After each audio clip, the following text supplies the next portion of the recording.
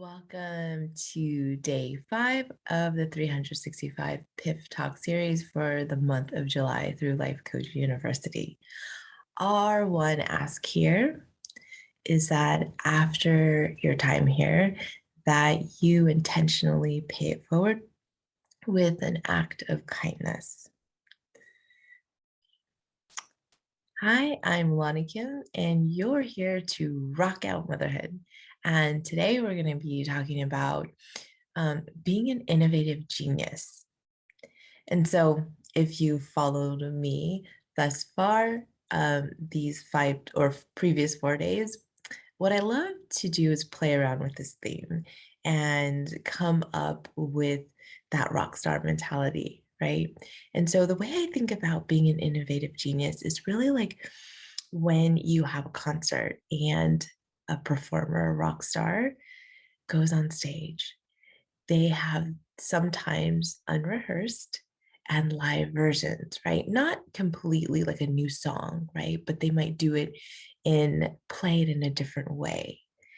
And I really love this concept to talk about being an innovative genius because so many neat things come out when we are doing something we've done many, many times, right? But a spark of genius hits us and we alter it slightly, right?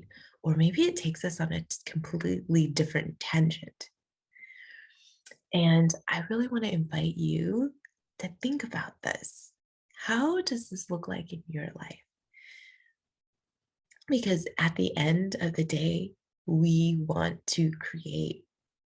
And I don't mean just, I think, in a very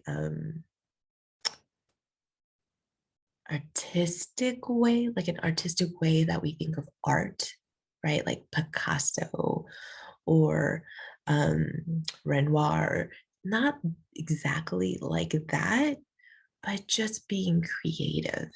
And in our own ways, we're all artistic, right? And so I tend to be a more sciency person. And sometimes that comes off as kind of dry and factual, but there's so much creativity in that in of itself, right? And forgive me for my nerdiness, but I think of even experiment designs, how people set up experiments. It varies greatly. Some experiments are really well done, some have a poor design. And when you see these experiments people create, I think it's amazing how some of these people are so innovative and so creative in the way that they tackle an experiment. And so um, I just want to invite you to think about that. Okay. You have artistry within you, you have creativity within you, and it doesn't have to be an art piece per se, right? That you're going to display. It's more about the creativity. And to me, artistry is the individuality that we put into something that makes it ours, right? And that's why when um, when you see famous art pieces, and sometimes not even famous art pieces, sometimes they're painted by a famous painter, right? I've seen these videos where people research old paintings and they have a discussion, a panel discussion to decide whether they believe this is maybe like a lost painting of a famous painter. And they're able to use what they already know about the painter or the artist to kind of decide, like, oh, brushstroke, how does he usually layer his paint, and what types of things does he typically paint, how does he typically paint these type of things, his perspective, and all these different things. I find it so fascinating, right? um, and I wanted to share that with you. Okay, so there's 3 main points to today, and the number one is it's a concert and anything goes. be prepared mentally.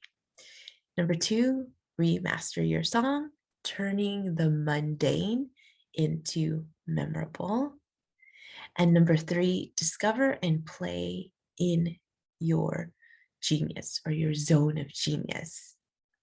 So the first one, it's a concert and anything goes. Be prepared mentally. What does that entail? Well, to me, 4 parts. Number 1, courage above all else. Number 2, self-trust. Number 3, self-love. And number 4, self-acceptance. And I kind of think that courage entails actually all 3 of the other parts: self-trust, self-love, self-acceptance. I mean, we could go on the list of self this, self that, but really to me, those are the ones that allow you to navigate courage.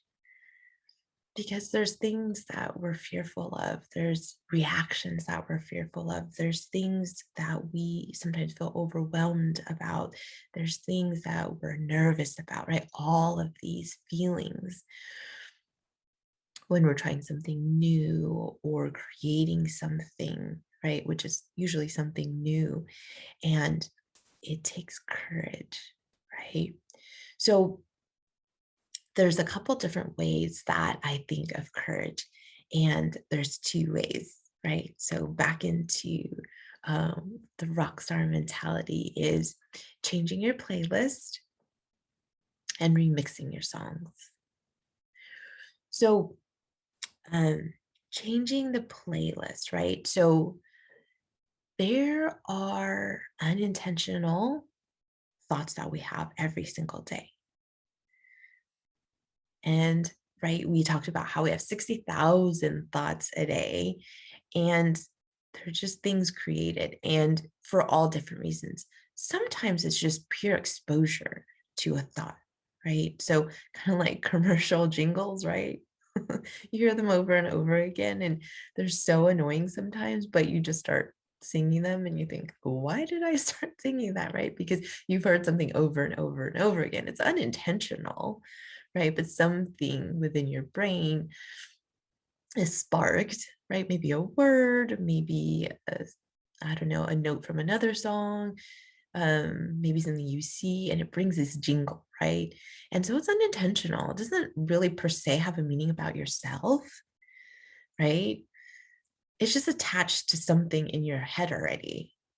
And so we ourselves have these thoughts, these sentences, and they're kind of like our playlist, or they are our playlist that we play in our heads. And many times they're unintentional. And we tend to take these thoughts personally, like they mean something about us. And it doesn't per se mean something about you.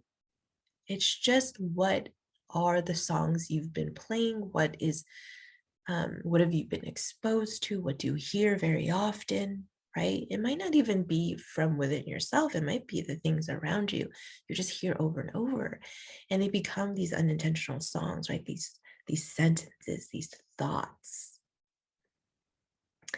and sometimes we don't like them, like the annoying jingles, right? We don't like them, and what we can do is replace it with another song, right? Changing our playlist. Right. So earlier this morning, for me, I was listening to this 90s party compilation. And so the first song, great. I was like, okay, it's cool. And then it slipped into this very different genre of music. And I could see how it's a party song, but definitely not what I was looking for. And I was like, not really my thing. I was looking for something peppy, right? Something really to get into my groove, and that just wasn't it. And so I just skipped forward to the next song, and that's okay. I just kept going, until I found a song that I liked, right? And so uncovering your unintentional song is number one, just amazing in and of itself, because sometimes it's as easy as that. Just understanding what is driving like your emotions and your actions, right? What thought is driving it? Sometimes that alone can change everything. And that is what I love about the power of mindset work, coaching, self awareness. Sometimes it's really as simple as that. And your brain, in its innovative genius, will just take over from there and restructure the way your viewpoint of something. Um, but sometimes it takes y- choosing an intentional thought, an intentional sentence, an intentional song. You have to change your playlist. And sometimes you're going to go through different songs, right? It's kind of like when you're listening to the radio and, maybe one day I'm in the mood for oldies, right? Kind of that chill, relax, nostalgic feel is, and, I'm going through the radio, right? And I'm changing the channels and it's like maybe playing this song, that song. It's like, man, that's too modern. That's too loud. That's too slow, right? And then I wait till I get to the song I'm looking for, right? And so maybe there's an oldies station, or maybe it's even a remix version of a song, right? Or a covered, someone's covered an oldie, right? And I get to go through all those radio stations till I find what I like. And if the first song, right, I might hear a couple of notes and think, oh, is this song, right? And I may pause there for a moment and listen to a little bit more of the music. And I'm like, oh, okay, that's not what I'm looking for. That's not what I thought it was. And I just move on and I don't take it to mean anything about me, right? I don't think like, oh, I'm so dumb. Like, why did I choose that song? It's totally the wrong song. Like, I don't even have a sense of judgment, right? I just go through the songs. And so when you have to change your playlist, right? Um, about what you're thinking about something, right? So I want to invite you to think about this, like really focus on how you want to be a rock star. What is it that you want to focus in on your life? Maybe it's a dream that you have, right? Or a super big goal that you have. And I don't mean goal as in dramatic goal, but just something that you've been wanting to do for a very, very long time. So, what are your thoughts about that? What is the sentence? What is the song that you're playing? What does your playlist look like? What are the thoughts that you go through every day regarding this, right? And maybe actually you don't put a whole lot of time, I mean, time, like in terms of thoughts into this because there's a fear and avoidance, right? So just exploring this, getting to know yourself, right? And so, um, and then again, you might have to try different thoughts, different sentences, different songs. And if they don't work, that's okay. It doesn't say anything about you. It's just a menu of thoughts that you have, right? When you go to a restaurant, you have a menu. And there could be 20 really yummy, delicious things. And you might try one thing and decide, it's good, but it's not for me, right? Or you might try another thing and think, oh, there's an ingredient in there that I don't particularly like. Let's try something else the next time. It's not a judgment of you, as it's not, it doesn't define your worth. And I think most importantly, I really struggle with this is a sense of right and wrong, right? Like I was wrong. It's like, Mm-mm. When a rock star is on stage, right, they may go off tune, but they don't stop. They don't cancel a concert. They keep going, right? Or something on stage might go awry and they just keep on going. And that's what you need to do for yourself, right? And I'm going to tie it into self-trust, self-love, and self-acceptance because that's what allows you to keep going with courage, right? Through that courage. But again, it's that rock star mentality and rocking out motherhood, right? Okay, so courage, right? You can change your playlist. And the second one is remixing. And so um the way remixing is it's taking what's already there, right, and playing around with it until you find something that sounds good.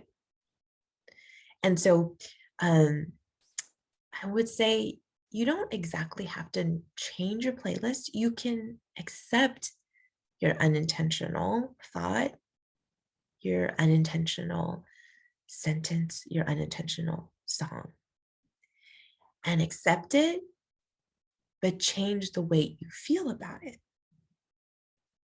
So you can, and mainly this comes in the form of not judging your unintentional thought and judging not so much the thought, but yourself for having the thought, right? So I think of like bingo, right? And so if you've ever drawn numbers for bingo, like I've done this before, and they have the little round cagey thing of all these little balls with all the little bingo numbers, right? And for you, if you don't know what bingo is, it's a game, and when you pull something out of this container, it will have a letter and number, right? And what it does is it helps people play the game, right? And so when I pull it out, whether it's the letter number someone else needs, I don't take it personally, right? I'm just there to take out the number and letter, right? And so um I don't take that part of it personally, right? And so you in your own head, right? Think of like your head as this little container, and instead of these little bingo balls that we're picking out, right? It's full of thoughts. And when you pull out an intentional thought, it's just an unintentional thought, unintentional. I think we have to keep that in mind. It's unintentional, right? And it doesn't have anything to do with your value or worth, right? It's not a judgment against you, right? And so it's more like a litmus test. Yeah, I think of it as a symptom, a symptom. And so, for instance, like if you are sneezing, right, and you have watery eyes, well, there could be a lot of reasons those symptoms are coming out. So I think of the symptoms as thoughts. And you could um, you could take it personally, which would be really weird, right? You wouldn't take it personally. You would just think, oh, I wonder why I have watery eyes and a runny nose.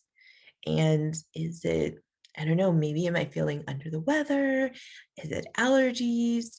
Um, and you would just go on to figure out what is the core issue, right? So if it's allergies, you would treat it one way. If you are feeling sick, you would treat it a different way. And it's not like a personal thing like, oh my gosh, I have a runny nose. I I'm so worthless, right? No. And so remixing, right? When you need courage, remixing your thoughts is very much like that. don't take it personally, right? Accept it, right? But you can change the way you feel about that. Sometimes that alone, right? That taking away the judgment from ourselves is what frees us to be creative, to keep going, to think about things differently. But when we're sitting there and judging ourselves, that doesn't really leave us room for creativity, right? So, because the judgment is a singular experience, right? Here's what you did, here are the consequences. That's it. End of story, right? But when we are just wanting to understand our thought, could mean a lot of different things. There could be a lot of different reasons for it, right? Like I said, it might be just a thought that comes through your head a lot because of some things people say a lot around you, right? Maybe you have a job and there's kind of sentences that people say a lot because of the nature of your industry and you just hear it a lot. So and unintentionally, it'll come to mind. And um, so remixing, right? Taking that unintentional thought, that sentence, that song, and accepting it, right?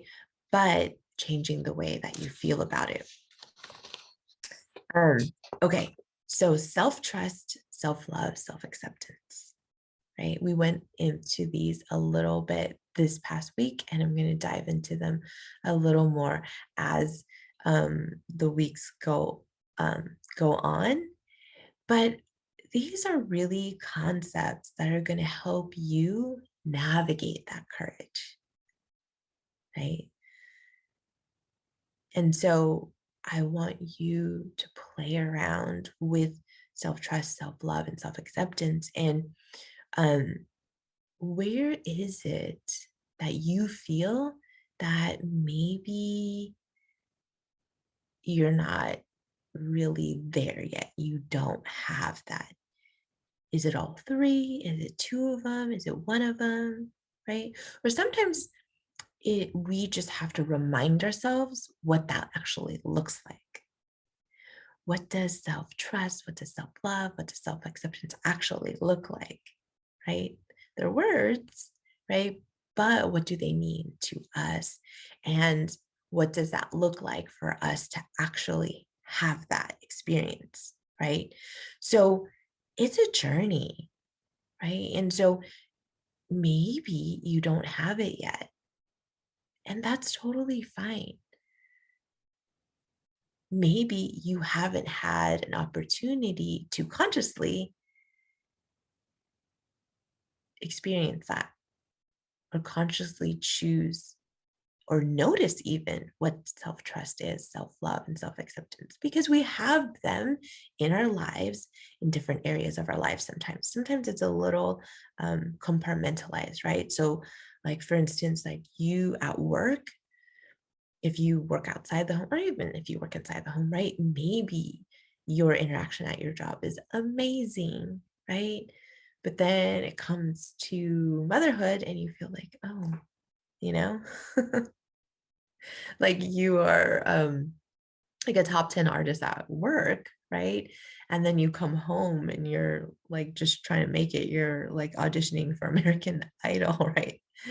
Um, and so I really want to invite you to think about this.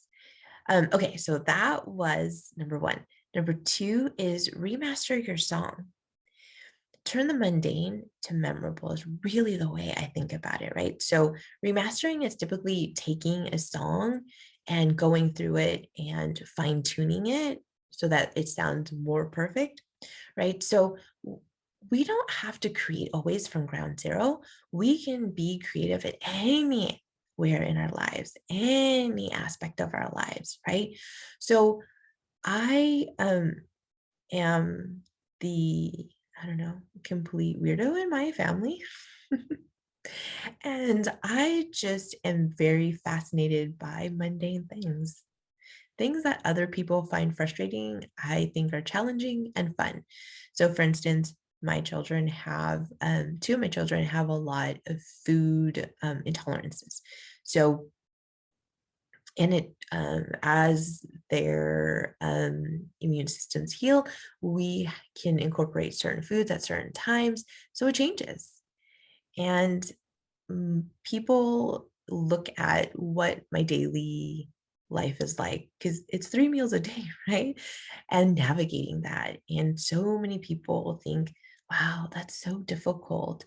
That must be so challenging. And yes, at times it is, but I find it fun.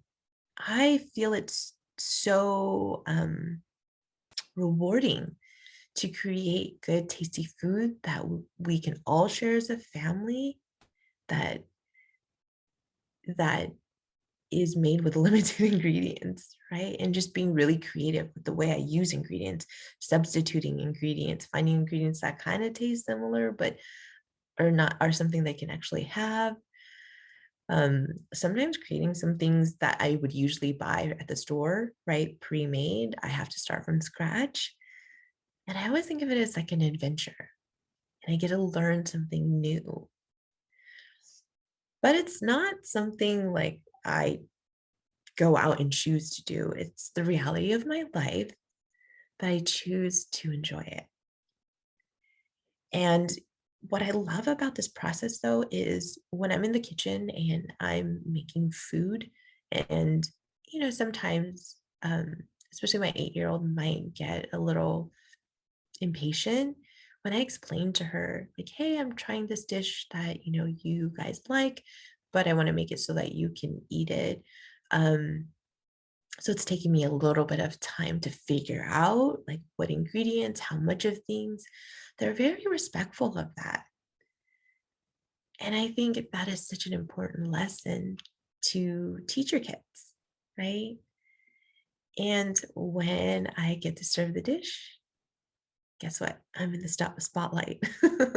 I'm the rock star because I made something, and it doesn't have to be completely amazing. Sometimes it's just the fascination that I could take this dish where half of the ingredients they couldn't eat, and I figured out how to make it for them.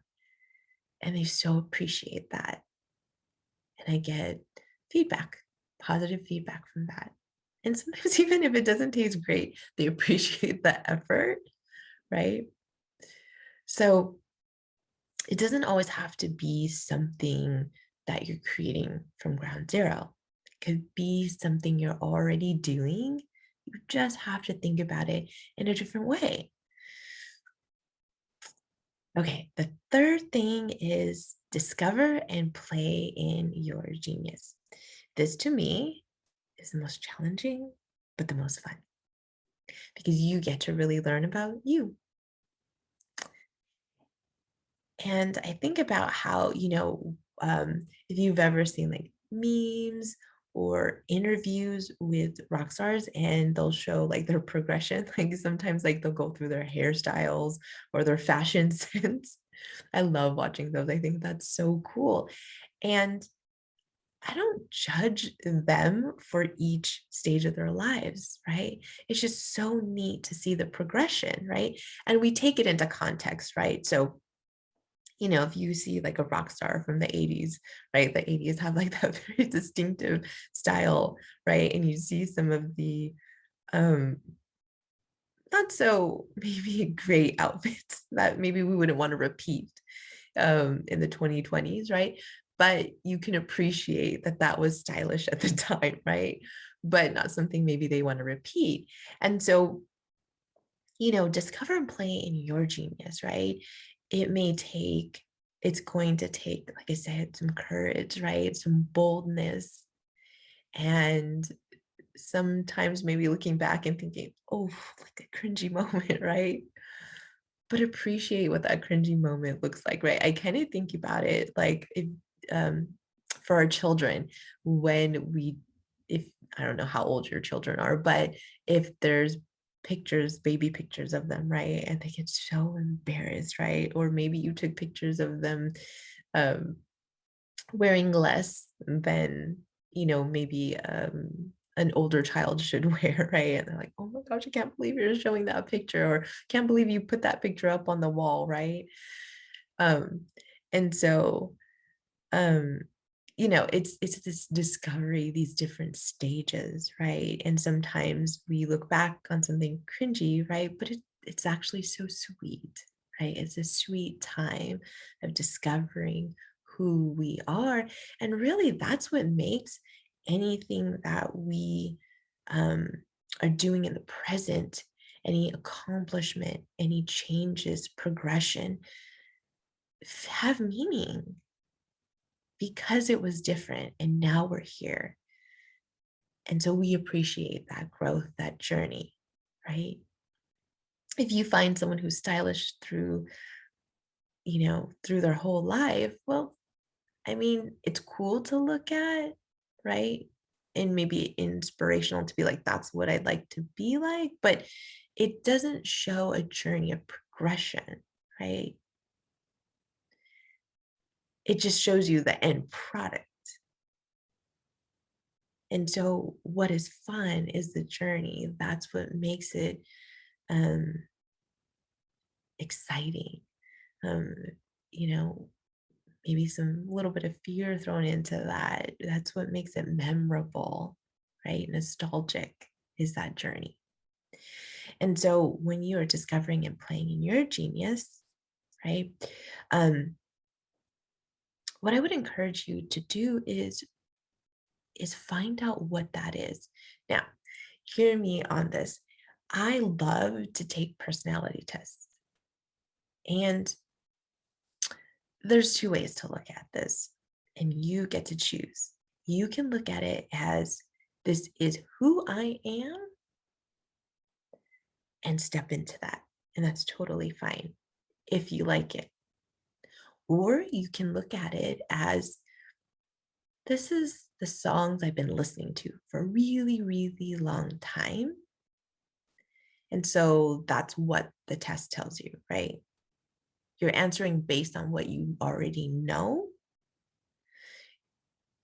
And that might help you discover where your strengths are. But if there's something that you don't love, right, you can rewrite this, right? Just like we've been talking about, you can remaster your song, you can remix your song. You get to play with that, right? It doesn't have to define who you are for the rest of your life, right? But I think it helps us hone in on areas that we tend to focus on. And for me, that is so helpful. And I think it's just super duper fun. Like as a family, like when I take a personality test, I'll have my whole family take it and we'll just chat about it amongst ourselves. And it's so funny, right? And there's those laughing moments of like, oh my gosh, that's so totally who you are, right?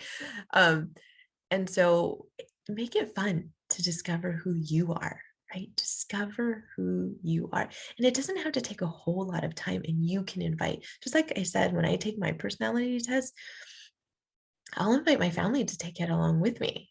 And it's something we do collectively. Or if you have younger kids, maybe you do it with your spouse. And sometimes you get to learn things about each other, right? That you didn't know. And I think that's just so fun. So it can be fun, it can be entertaining.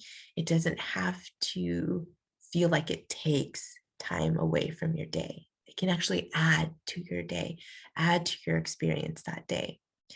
Um, Okay, the other thing is ways to deal with the reality of being a mom. Because, when I say discover and play in your genius, right? I think it comes off as like, oh, I live this just fun, carefree life. And the reality is, moms, right? We have responsibilities. And very often we take those seriously, sometimes too seriously.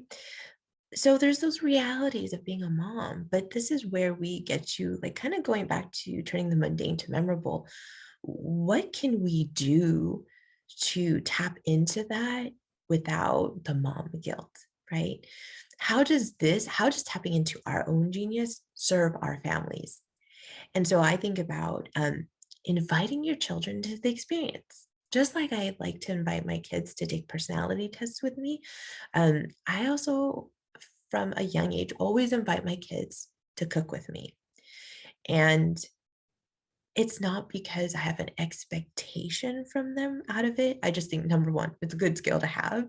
Number two, kids typically like, if you start them young, like they like stirring things or, yeah, mainly stirring things, sometimes pouring things. And I remember that I actually had a dish that my daughter could make, and she was so young, maybe 4. And it's not the healthiest dish, but whatever. It has like 5 cans of food, like literally like canned food. And we had one of those can openers, those safety ones. So I had a mat on the floor. I would put the cans and then the casserole dish, and she would open them all and then pour them all in. And then we would bake it. And then I think there was a topping that I would throw on at the last minute, right? But it was so fun for her, like using this little electronic thing and in the can spins around and then pouring something in. Kids love to pour, right? And that's why at that time, like it could take like 2 hours because they just love to play with water. And so she would make this dish and she was just so proud of it. And all my kids like to cook to a certain extent. It doesn't mean that when I ask them to chop an onion, they're like, yes, please me, but they all have an interest in cooking. And I love that, inviting my children into the experience. Sometimes it was I had a specific sauce for ribs that was really easy to make, and my daughter could make it, right? Or I had these 5 ingredient cookbooks. And so just inviting them into the experience, right? And so um, my 2 daughters can be really organized, but then they don't do a great job of maintaining that. And so they're very visual people. They love like aesthetics. I'm not a huge aesthetics person, but I love when they like to buy pretty boxes. And the clip, does it look like is it shaped like a heart? I don't care, but they do. And so inviting them in to be creative in these different ways, right? And then finding something to foster your children's genius. So, if you want to take a class on something, and depending on logistics, I understand that maybe it looks like scheduling something for them at the same time where they're discovering their creative genius. So maybe if you like to um, bake, cook, garden, um, write, uh, paint, craft. Maybe you could do that at home while they go to a class doing something. But the discipline, the difficult part is taking that hour that they go to class and actually stepping into your genius, right? Not using it to catch up um, on errands or um, veg out on YouTube or Netflix or whatever it might be, but being disciplined to set aside that time to be creative. And I think it's so neat to purposely point that out, like, hey guys, I would just love to do these couple of hours of creativity during the week. Hey, how about I sign you up for a class here? I'm going to come home and I'm going to, garden. I've always wanted an herb garden or a medicinal garden, or whatever it might be, or I love these kinds of flowers, or I want to learn how to cook a certain type of dish. And then coming home and sharing that experience with each other, right? Hearing about their day. But when you are purposeful and telling about your intentions, they're going to be curious about what you did too. And so you get to talk about what you did too and really share this experience, right, of tapping into creativity. And the other thing I thought about that we do in our household is we rotate days through things. So it could be like Monday, excuse me, might be your day to be creative. Tuesday might be one of your children's day to be creative. Wednesday might be another child's day. Thursday might be your husband's day to be creative. And so it can look like either sharing in that experience or maybe If you want to be creative on Mondays, maybe it's asking your husband, hey, can you be responsible for the kids for, even like maybe half an hour on Mondays, and on Thursdays, I will be responsible for the kids for half an hour while you go be creative. Or, I mean, you don't have to tell them what to do, but, just like you get half an hour to do what you want to do, right? And so these are ways we can invite creativity into our lives that doesn't have to be super complicated. Um, and so I wanted to invite you, right? We think of rock stars as artists, as innovative, as, they come up with new songs and but also, right, typically they stay in a lane understanding who they are, what they love to produce, what they love to create, right? So I want you to invite you to think about this for yourself. What do you love to create? Where is your zone of genius? How do you bring that into your life without making it a whole nother thing I have to do, right? Thank you for joining me today for day 5 of 365 PIF Talk series for the month of July, Rocking Out Motherhood. And I wanted to again thank you for joining us and remind you that our one ask is that you pay it forward with an act of kindness. All right, I'll see you tomorrow.